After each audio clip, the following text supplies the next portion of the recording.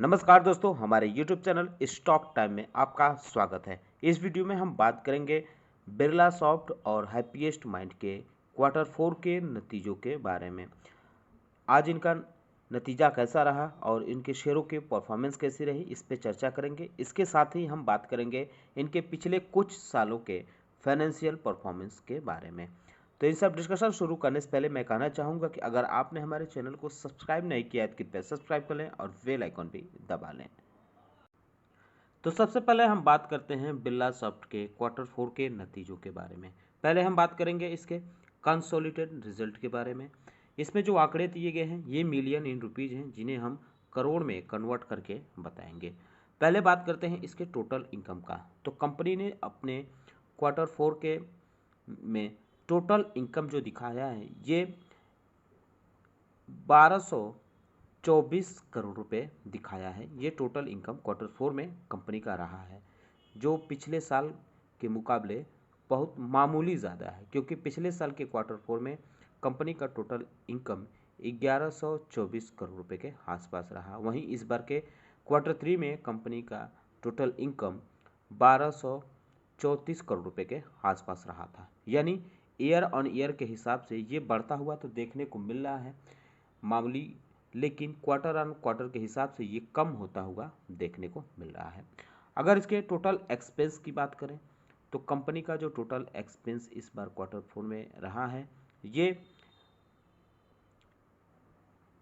1084 करोड़ रुपए के आसपास रहा है, जो पिछले साल के मुकाबले ज़्यादा है। हालांकि क्वार्टर 3 के मुकाबले ये कम है। पिछले साल क्वार्टर 4 में कंपनी का टोटल एक्सपेंस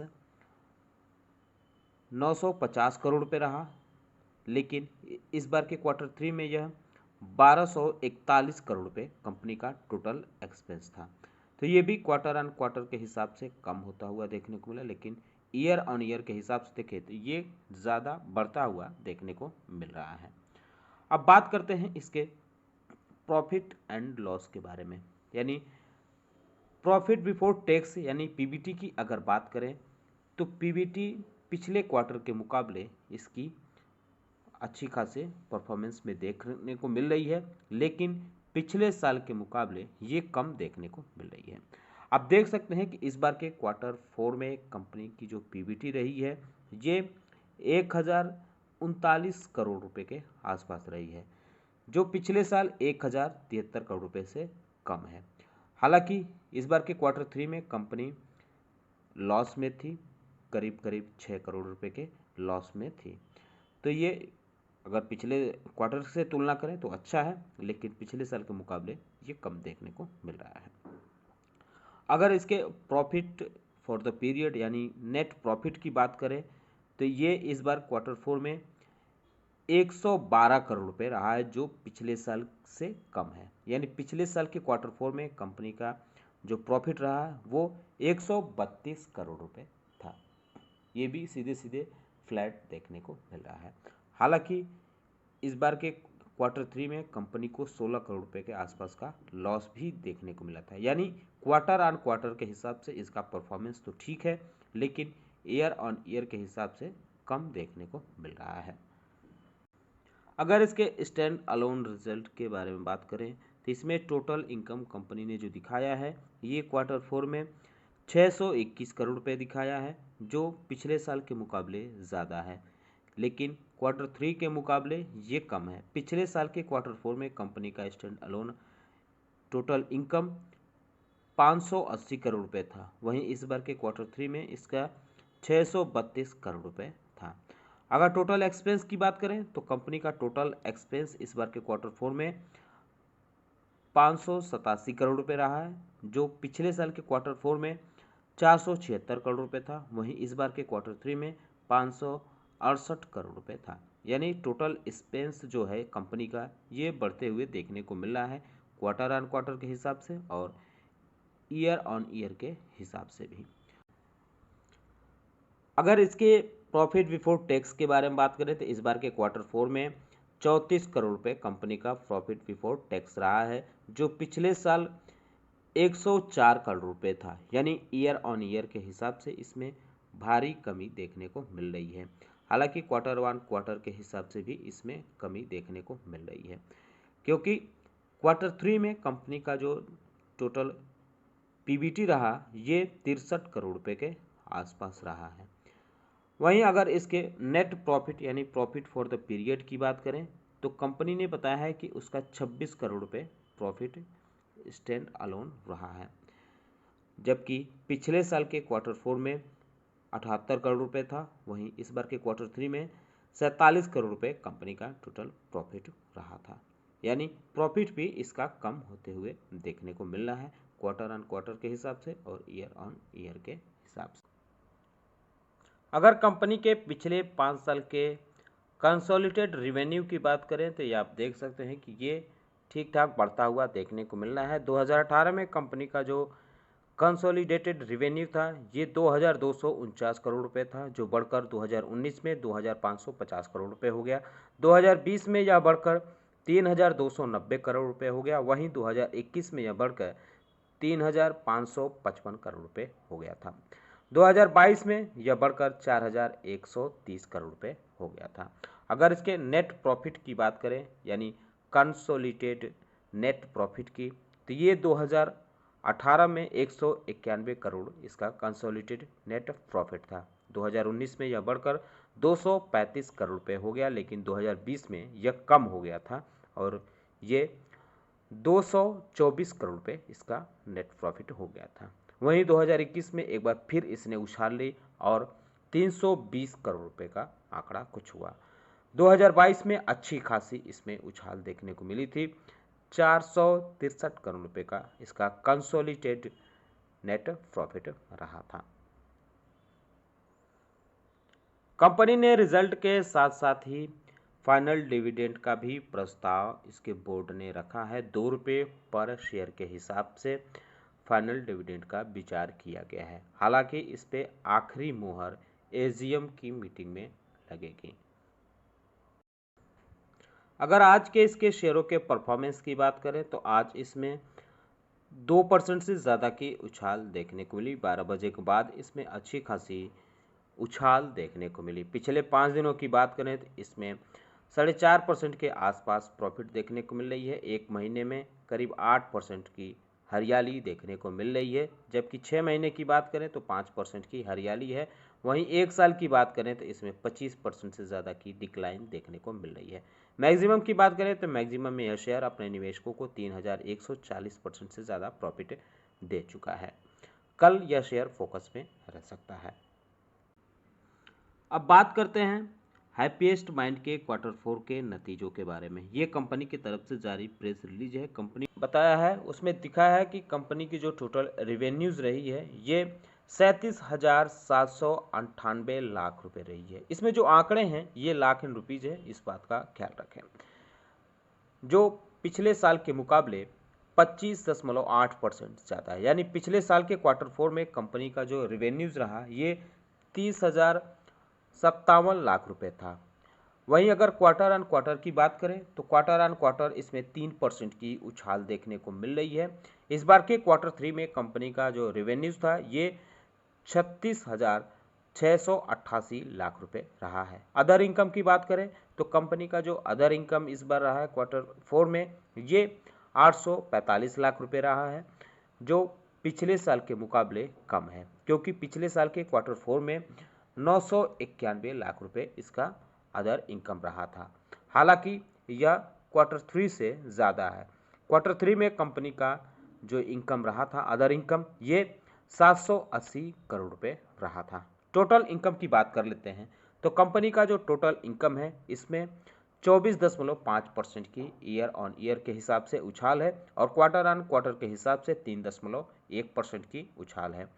कंपनी ने बताया है कि उसके क्वार्टर 4 में जो टोटल इनकम रहा है ये 38,643 लाख रुपए रहा है, जो पिछले साल के क्वार्टर 4 में 31,048 लाख रुपए था।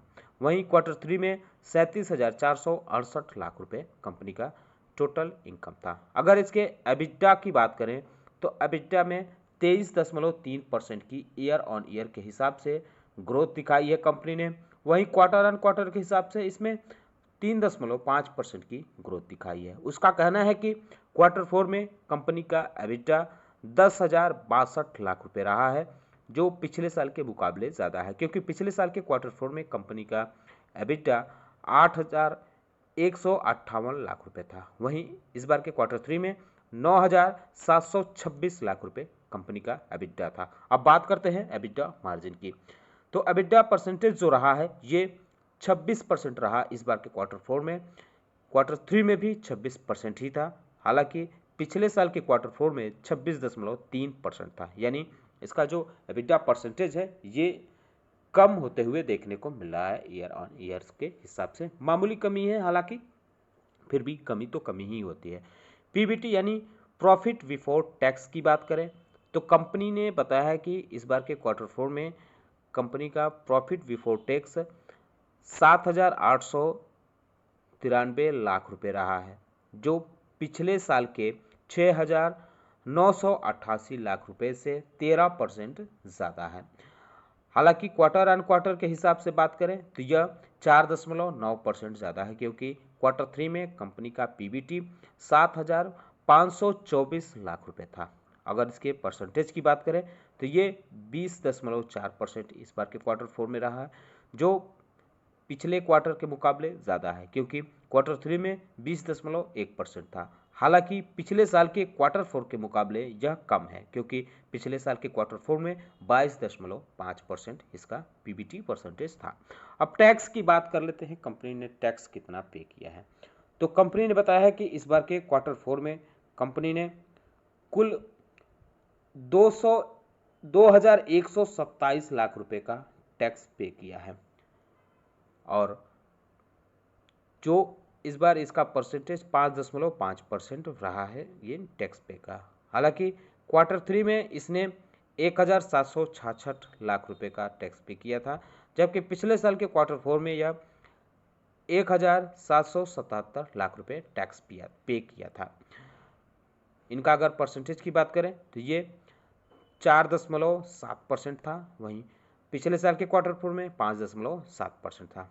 पैट यानी प्रॉफिट आफ्टर टैक्स, यानी कंपनी के खाते में कुल कितना पैसा आया, इस बारे में अगर बात करें तो ये इस बार क्वार्टर ऑन क्वार्टर मामूली इसमें बढ़त देखने को मिली है, एकदम फ्लैट रहा है कंपनी का प्रॉफिट। हालांकि ईयर ऑन ईयर के हिसाब से इसमें 10% की उछाल देखने को मिल रही है, 10.7%।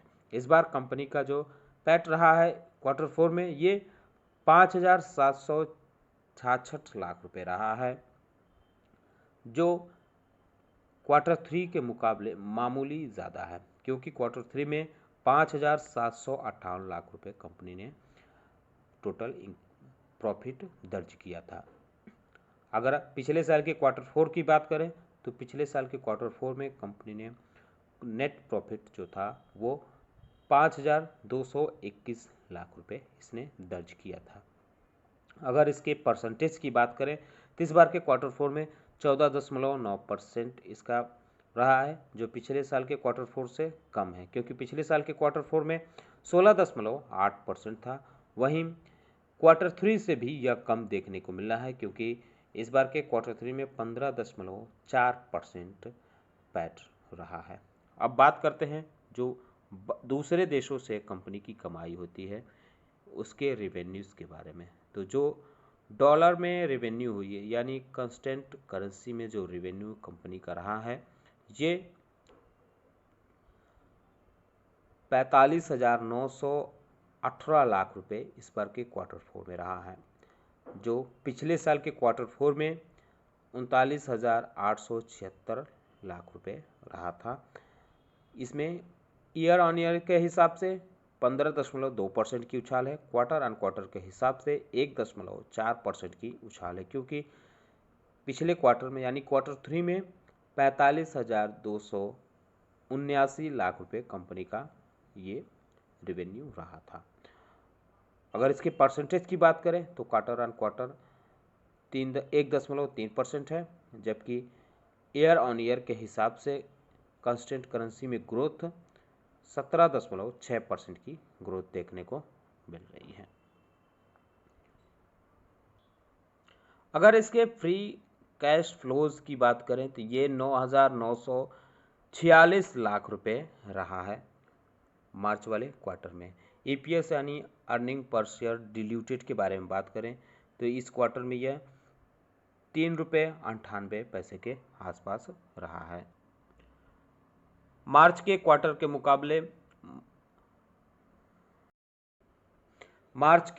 के मुताबिक इसके जो क्लाइंट हैं कंपनी के ये 237 रहे हैं। इस क्वार्टर में 16 क्लाइंट नए जुड़े हैं इस मार्च वाले क्वार्टर। कंपनी के बोर्ड ने 3.40 रुपये पर शेयर के हिसाब से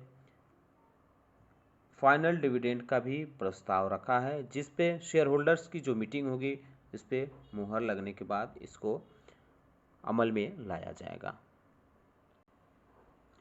अगर इसके पिछले कुछ सालों के रिवेन्यूज़ की बात करें, ये स्टैंड अलोन रिवेन्यू है, तो 2018 में कंपनी का स्टैंड अलोन रिवेन्यू 443 करोड़ रुपए था, जो 2019 में बढ़कर 590 करोड़ रुपए हो गया। वहीं 2020 में यह बढ़कर 698 करोड़ रुपए हो गया। 2021 में यह बढ़कर 760 करोड़ रुपए के आसपास पहुंच गया। 2022 में यह बढ़कर 1033 करोड़ रुपए के आसपास पहुंच गया था। अगर नेट प्रॉफिट की बात करें तो आप देख सकते हैं कि नेट प्रॉफिट किस तरह से 2018 से बढ़ा है। 2018 में 13 करोड़ रुपए का कंपनी को लॉस हुआ था। 2019 में 4 करोड़ के प्रॉफिट में आई, फिर 2020 में 73 करोड़ रुपए की प्रॉफिट में आई। इसके बाद 2021 में कंपनी को 161 करोड़ रुपए का नेट प्रॉफिट हुआ। 2022 में यह बढ़कर 186 करोड़ रुपए का नेट प्रॉफिट हुआ था। ये स्टैंड अलोन था।